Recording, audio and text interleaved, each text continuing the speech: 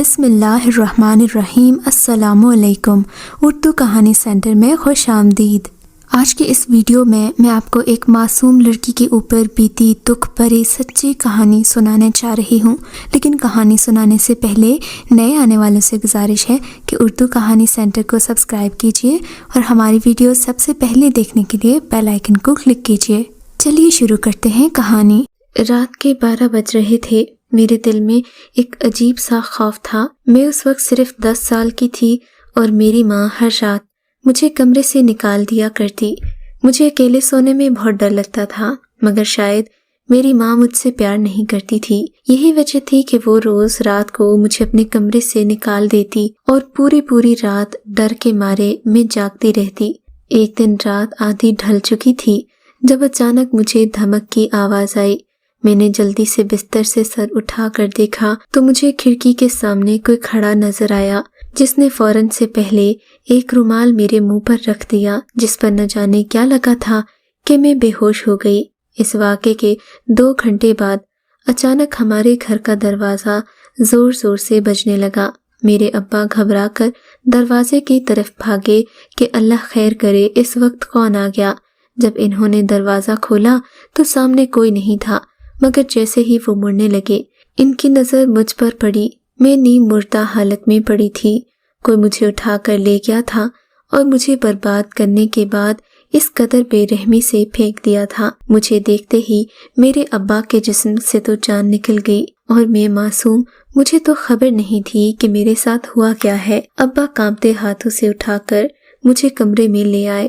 میری اماں نے بھی مجھے دیکھ کر رونا پیٹنا شروع کر دیا۔ وہ بھی میری حالت پر خاصی افسردہ نظر آ رہی تھی، مگر ابا نے چند ہی دنوں میں مجھے میری خالہ کے گھر بھیجنے کا فیصلہ کر لیا، کیونکہ وہ نہیں چاہتے تھے کہ کوئی بھی بات گاؤں والوں کو معلوم ہو اور ہماری عزت پر آنچ آئے۔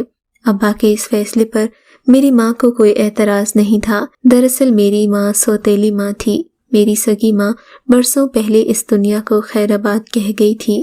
میں جانتی تھی میری اس ماں کو میرے ہونے یا نہ ہونے سے کوئی فرق نہیں پڑتا، لہٰذا مجھے میری خالہ کے گھر دوسرے شہر بھیج دیا گیا اور اس دن کے بعد کسی نے بھی لوٹ کر میری خبر نہیں لی۔ میری ماں تو ویسے بھی سوتیلی تھی، مگر باپ نے بھی مجھ سے منہ موڑ لیا تھا۔ میں اپنی خالہ کے گھر بہت خوش تھی۔ ان کی کوئی اولاد نہیں تھی۔ انہوں نے مجھے اپنی بیٹیوں کی طرح پالا۔ میں ایف اے میں تھی جن دنوں میری خالہ کی طبیعت خراب رہنے لگی۔ آہستہ ان کی بیماری بڑھنے لگی اور پھر ایک وقت ایسا آیا کہ وہ اللہ کو پیاری ہو گئیں۔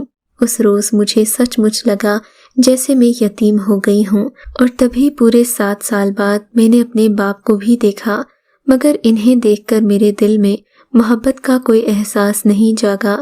حالات کو دیکھتے ہوئے انہوں نے مجھے اپنے ساتھ لے جانے کا فیصلہ کیا، کیونکہ خالہ کے بعد اب اس گھر میں کوئی میرا خیال رکھنے والا نہیں تھا۔ میں ابا کے ساتھ جانا تو نہیں چاہتی تھی، مگر میرے پاس اس کے سوا کوئی چارہ بھی نہیں تھا، سو میں خاموشی کے ساتھ ابا کے ساتھ چل پڑی۔ ابھی میں نے گھر میں قدم رکھا ہی تھا کہ اچانک ایک چھوٹا سا بچہ آیا اور میرے قدموں سے لپٹ گیا اور بولا آپی آ گئی۔ وہ بہت کھلکھلا کر مسکرا رہا تھا۔ اس کی معصومیت پر میں حیران تھی۔ شاید اللہ نے میرے جانے کے بعد ابا کو بیٹے کی نعمت سے نوازا تھا۔ میں اس کی معصومیت دیکھ کر اپنے سارے غم بھلا بیٹھی۔ میں نے اسے پیار سے گلے لگایا۔ وہ اس وقت تقریباً 3 سال کا تھا۔ ابھی میں نے اسے خود سے جدا کیا ہی تھا کہ میری ماں بھی کمرے سے نکل آئی۔ اس کا چہرہ بھی مجھے دیکھ کر کھل اٹھا۔ میں تو یقین ہی نہ کر پائی کہ یہ وہی عورت ہے جسے میں چھوڑ کر گئی تھی۔ اس نے سر پر دوپٹہ اوڑھ رکھا تھا اور ہاتھ میں تسبیح پکڑ رکھی تھی۔ اس نے مجھے گلے سے لگایا اور پیار کیا۔ ابا میرے سامنے اکثر شرمندہ سے رہتے تھے۔ شاید اس کی وجہ یہی تھی کہ انہوں نے مجھے اپنے آپ سے اتنے سالوں تک جدا رکھا۔ اس شام ہم سب بیٹھے تھے کہ ابا نے مجھے بتایا، بیٹی میں جانتا ہوں تو مجھ سے بہت ناراض ہوگی۔ میں نے ان 7 سالوں میں ایک بار بھی تیری خبر نہیں لی، لیکن آج میں بہت ضروری بات بتانا چاہتا ہوں۔ ہم نے بہت کڑا وقت دیکھا ہے۔ گھر میں تو کھانے پینے کو بھی کچھ نہیں ہوتا تھا، اور پھر تمہاری ماں کی برکت اور محنت کی وجہ سے اس گھر سے وہ بندش ختم ہو گئی۔ میں نے ابا کی جانب سوالیہ نگاہوں سے دیکھا کہ وہ کون سی محنت کی بات کر رہے ہیں۔ تب انہوں نے بتایا کہ تمہاری ماں 7 گھنٹے تہہ خانے میں بیٹھ کر عبادت کرتی ہے۔ اب اللہ کا ایسا فضل اس گھر پر نازل ہوا ہے کہ سب کچھ ٹھیک ہو گیا ہے۔ ابا کی باتیں سن کر میرے دل میں اماں کے لیے عزت بڑھ گئی۔ اب میں اس گھر میں ہنسی خوشی رہنے لگی۔ میں سارا دن اپنے بھائی نومی کا خیال رکھتی۔ مجھے یوں لگتا جیسے اسی میں میری جان بس گئی ہو۔ ایک دن نومی نے فرمائش کی کہ مجھے دودھ والی سوئیاں بنا کر دو۔ اس کی فرمائش پر میں نے فوراً کچن میں جا کر دودھ پتیلے میں ڈالا اور اسے چولہے پر چڑھا دیا، مگر مجھے سوئیوں کا پیکٹ نہیں مل رہا تھا۔ اسے ڈھونڈنے میں ایک سے دوسری الماری میں ہاتھ مارنے لگی۔ تبھی میں نے اچانک الماری میں ایک ایسا ڈبہ دیکھا جہاں سے انتہائی گندی بدبو آ رہی تھی۔ وہ ایسی بدبو تھی کہ انسان کا جینا محال ہو جائے۔ میں نے جلدی سے الماری بند کر دی، اس خیال سے کہ کام ختم کر لوں، پھر دیکھوں گی کہ یہاں کیا پڑا ہے۔ مجھے اپنی مطلوبہ چیز مل گئی تھی۔ اس کے بعد یہ بات میرے ذہن سے نکل گئی۔ ایک روز جب میری اماں اور میں کچن میں کھانا بنا رہے تھے تو اچانک مجھے الماری کی یاد آئی۔ میں نے ہاتھ بڑھایا، تبھی میری ماں فوراً بولی، تمہیں کیا چاہیے؟ مجھے بتاؤ، میں نکال دیتی ہوں۔ میں نے بتایا کہ الماری سے گندی بدبو آ رہی تھی، اس دن تو دیکھنا بھول گئی، اس لیے آج صاف کر دیتی ہوں۔ اس بات پر میری ماں بوکھلا سی گئی، بولی نہیں، اس میں ایسا کچھ نہیں ہے، میں نے کل ہی صاف کی تھی، تمہارا وہم ہوگا۔ اماں کی یہ بات سن کر میں خاموش ہو گئی، لیکن مجھے حیرت تب ہوئی کہ اماں کے تاثرات کیوں بدل گئے۔ بہرحال میں نے اماں کے ان تاثرات کو نظر انداز کر دیا، لیکن اسی رات میرا چھوٹا بھائی بیمار ہو گیا۔ اسے ہم ہسپتال لے کر گئے تو ڈاکٹر نے اسے دیکھتے ہی بابا سے ایسی بات کہی کہ بابا کے چہرے کے تاثرات متغیر ہو گئے۔ انہوں نے بابا سے کہا کہ اسے بھی وہی بیماری ہے، مگر ابا ان کی بات پر ایسے پریشان ہو گئے جیسے انہوں نے یہ کہہ دیا ہو کہ آپ کا بیٹا چند دنوں کا مہمان ہے۔ نومی بیچارہ بستر کا ہو کر رہ گیا۔ اس کے نیم مردہ وجود میں اتنی بھی سکت نہ رہی کہ اٹھ کر باتھ روم جا سکے۔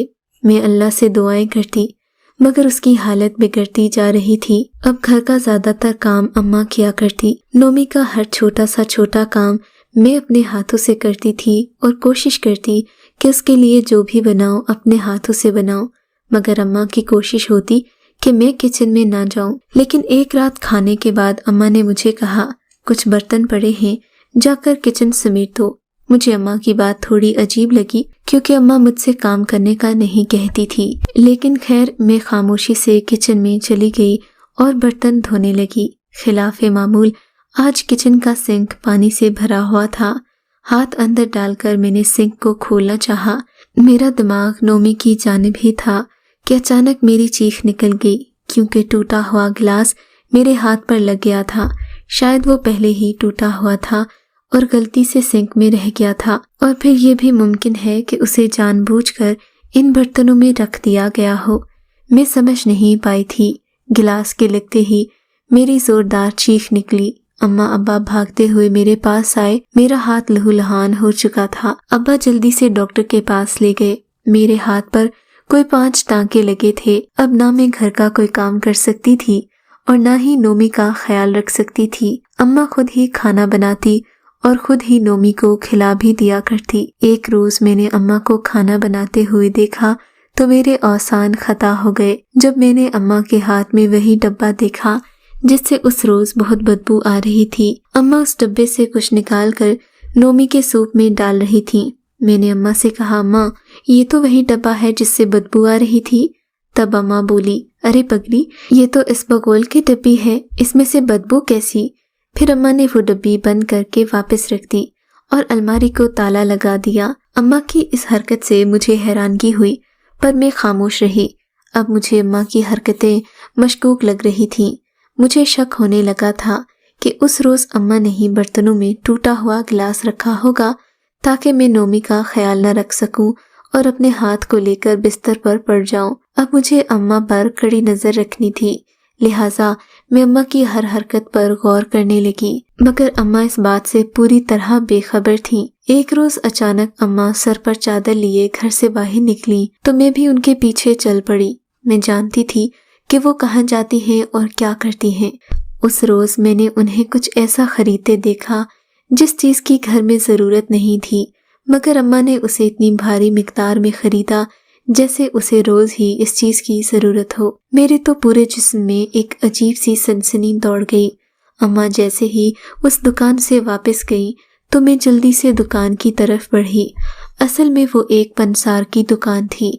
मैंने दुकान में जाते ही दुकानदार से उस चीज़ के बारे में पूछा। उस रोज़ मुझे ऐसी बात पता चली जिसे सुनने के बाद मेरा दिमाग घूम गया।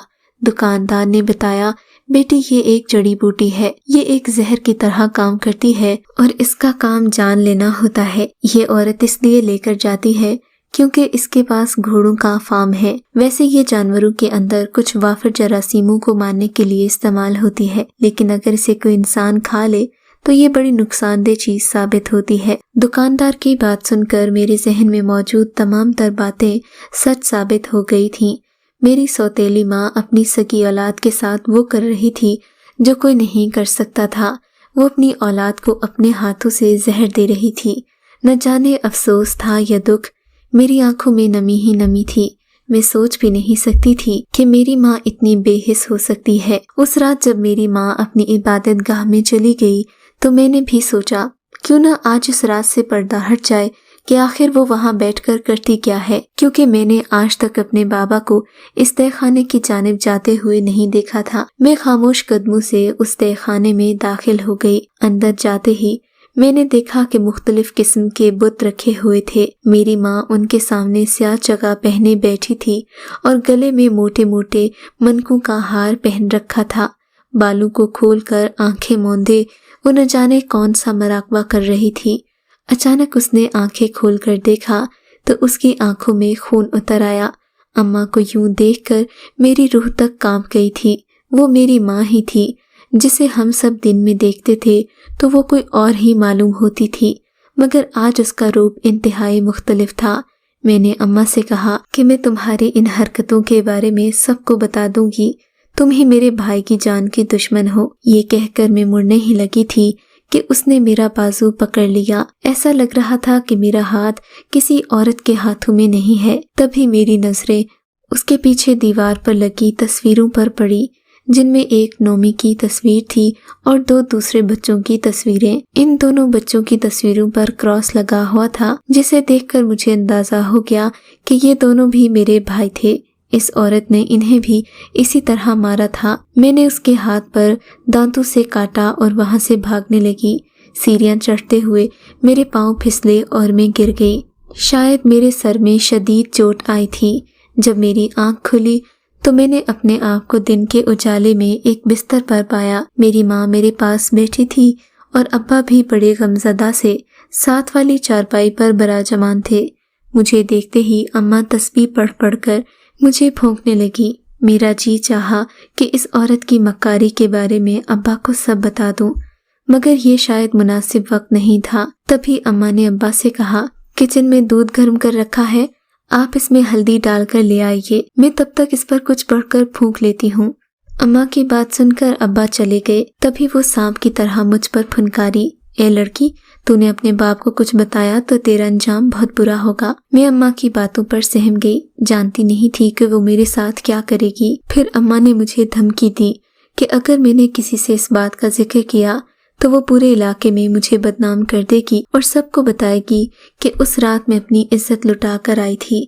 अम्मा की बातें सुनकर मुझे हैरानगी भी हुई और दुख भी हुआ। मैंने फौरन अम्मा के आगे हाथ जोड़ दिए कि खुदा के लिए मुझे बदनाम मत करना, मैं किसी को कुछ नहीं बताऊंगी। मैं अपनी बदनामी नहीं चाहती थी। तभी ये औरत मेरी बेबसी देखकर हंसने लगी। इसकी चालाकी और मकारी इसके चेहरे से शैतानियत बनकर बरस रही थी, मगर मेरे दिल में कुछ और ही चल रहा था। उस रात जब वो अपनी इबादत गाह में चली गई और मेरा बाप अपने कमरे में गहरी नींद सो गया तो मैं नोमी को उठाकर छत पर ले आई, क्योंकि मैं वहां से पिछली सीढ़ियों से जाकर नीचे उतरना चाहती थी, फिर पिछले दरवाजे से बाआसानी बाहर निकल जाती। मगर जैसे ही मैंने छत पर कदम रखा, मेरी माँ मेरे सर पर पहुंच गई। न जाने वो कहाँ से आ गई थी। मुझे देखते ही बोली, तू क्या समझती थी कि तू मेरे बच्चे को लेकर चली जाएगी और मुझे कुछ पता नहीं चलेगा? मैं जानती थी कि तू कुछ ऐसा ही करेगी। جلدی سے اسے میرے حوالے کر دے ورنہ میں تیری جان لے لوں گی۔ وہ زبردستی مجھ سے نومی کو چھین کر بھاگنے لگی۔ اسی ہاتھا پائی میں اچانک اس کا پاؤں پھسلا اور وہ نیچے جا گری۔ میں جلدی سے نومی کو لے کر نیچے آئی۔ اماں کی چیخ سن کر ابا بھی کمرے سے باہر بھاگ آئے۔ اماں کو ہسپتال لے جایا گیا۔ اماں چند گھنٹے ہسپتال میں رہی اور پھر ڈاکٹرز نے بتایا کہ اماں معذور ہو گئی ہے۔ یہ سن کر ابو بے حد پریشان ہوئے کیونکہ اماں دونوں ٹانگوں سے معذور ہو گئی تھی۔ چند گھنٹوں بعد ہم نے اماں سے ملاقات کی تو ان کی آنکھوں سے آنسو نکل رہے تھے۔ وہ کہیں سے بھی وہ عورت لگ نہیں رہی تھی جسے میں نے تہہ خانے میں دیکھا تھا۔ انہیں اپنے گناہوں کا احساس ہو گیا تھا۔ ہمیں دیکھتے ہی بولی، بیٹا میں نے بہت بڑا گناہ کیا ہے جس کی سزا مجھے مل گئی ہے، مجھے معاف کر دینا۔ میں نے تم لوگوں کو بہت نقصان پہنچایا، نہ جانے کیوں میں اپنی ہی اولاد کی دشمن بن گئی تھی۔ یہ جو بچہ تو نے اٹھایا ہوا ہے یہ تیرے باپ کا نہیں، میرے سگے ماموں کا ہے۔